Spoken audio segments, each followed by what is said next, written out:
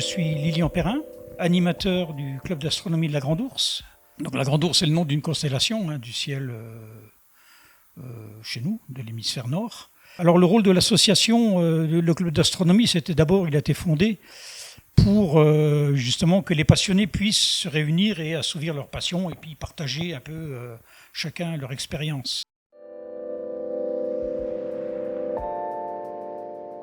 Les sciences et les technologies ont toujours progressé pendant les guerres parce que les pouvoirs politiques donnent des moyens aux scientifiques, ou en tout cas aux techniciens, aux scientifiques, aux grands laboratoires, aux grands instituts de recherche.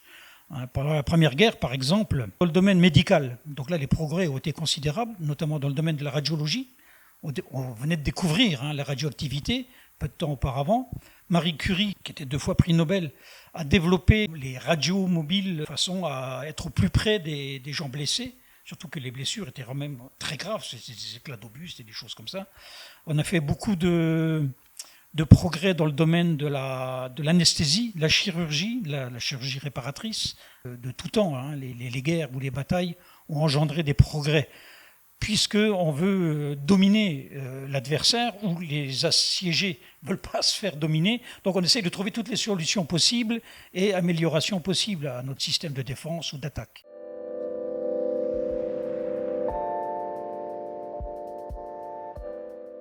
Je pense qu'il y a beaucoup de découvertes. Moi, je prendrai simplement un exemple. Imaginez un monde sans roue. Voilà. Je trouve qu'on devrait donner à titre posthume le prix Nobel au mec qui a inventé la roue. C'est rigolo comme ça, mais je ne sais pas qui a inventé la roue. Mais pour moi, c'est une invention extraordinaire. Donc la roue, à l'époque, il n'y a pas toujours eu la roue. Donc le gars qui a inventé ça, il a quand même enlevé une belle épine du pied de l'humanité. Plus sérieusement, je ne sais pas. Il y a tellement eu d'inventions, de choses qui ont servi à l'humanité, qui ont desservi l'humanité aussi, bien sûr, mais qui ont rapporté quelque chose à l'humanité. C'est tellement vaste, je n'ai pas de réponse, là, honnêtement. Détacher un élément, c'est compliqué. Ouais. Voilà. C'est comme si je vous dis, voilà, quel disque tu vas emporter sur une île déserte. Quand on en a 500 000, je dis, bon, lequel je vais prendre? Pareil.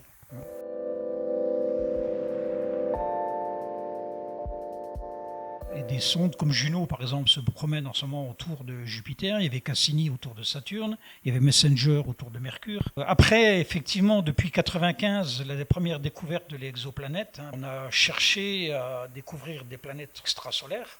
On en a découvert à peu près 4000.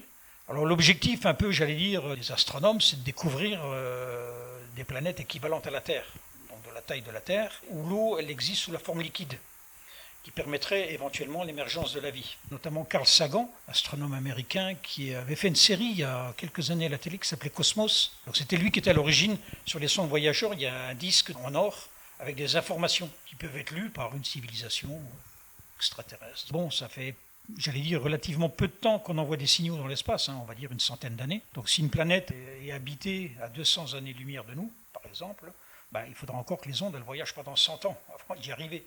Puis pour qu'on ait une réponse, il faudra encore attendre 200 ans, forcément. En fait, il faut savoir que les étoiles, comme le Soleil, mais toutes les étoiles sont en fait des usines chimiques. C'est-à-dire que les étoiles elles passent leur vie à prendre des éléments légers, le plus léger d'entre eux, l'hydrogène, et à les transformer en des éléments de plus en plus lourds. Donc l'hydrogène en hélium, de l'hélium en carbone, carbone en oxygène, etc., jusqu'au fer. Donc en fait, nous, tout ce dont on est composé, la nature, le sol, les arbres, les feuilles, nous-mêmes, nos briques élémentaires ont été fabriquées au sein des étoiles, dans le cœur des étoiles. Que ce soit du carbone, de l'oxygène, de l'hydrogène, du fer, voilà. Tout ça a été fabriqué, tout ce qui nous compose a été fabriqué dans les étoiles. Et comme le disait Hubert Reeves, donc nous sommes des poussières d'étoiles. Pas d'étoiles, pas de vie, il n'y aurait pas de planète, il n'y a a fortiori pas d'humains. Mais on est vraiment des éléments de la nature et notre composition, tous les éléments qui nous composent sont créés au sein des étoiles.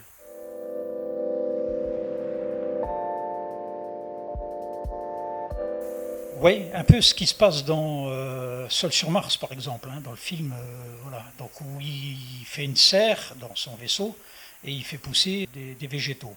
Sous serre, peut-être, oui. Mais d'abord, il faudra de l'oxygène. Donc sur la Lune, par exemple, il n'y en a pas. Sur Mars, il y a une atmosphère très ténue, mais qui n'est pas forcément idéale pour la pousse des légumes. Donc il faudra fabriquer une atmosphère type terrestre pour pouvoir espérer faire pousser des végétaux. Donc ça se fera sous cloche. Hein, puisque si vous mettez ça à l'air libre, Mars a perdu une partie de son atmosphère. Si on en recrée une qui ne reste pas collée à la planète, voilà, ça ne sert à rien non plus.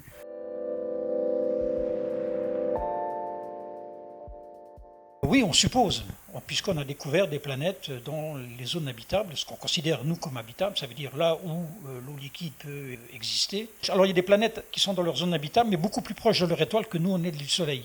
Parce que l'étoile, par exemple, ça va être une naine brune, donc une étoile qui est beaucoup moins chaude que le Soleil.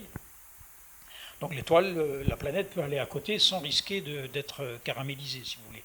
Hein. Donc l'eau, à partir du moment où l'eau est liquide, on considère que c'est quand même un bon atout pour l'émergence de la vie. Il faut voir après l'âge des systèmes, si effectivement la vie a eu le temps d'apparaître. Donc on suppose que sur Mars, par exemple, elle a eu le temps d'apparaître. Malheureusement, Mars ayant perdu son eau, son atmosphère, le processus s'est arrêté. Alors on essaye de trouver des traces fossiles de cette vie, s'il y en a une, parce que c'est pareil, on n'est pas non plus absolument certain que le processus ait démarré. Sur Terre, ça a mis quand même quelques milliards d'années. Une fois, la seule qu'on connaisse, c'est notre vie, la vie animale chez nous, végétale, etc., qui est basée sur la chimie du carbone, alors qu'il peut y avoir une vie basée sur la chimie du méthane ou d'un autre élément, et donc on ne sait pas du tout comment seraient les vivants dans ces conditions-là.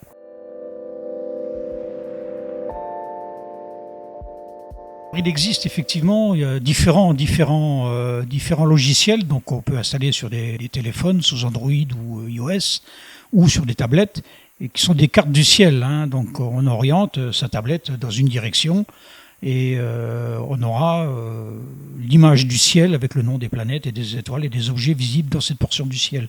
Donc ça se développe effectivement, c'est bien.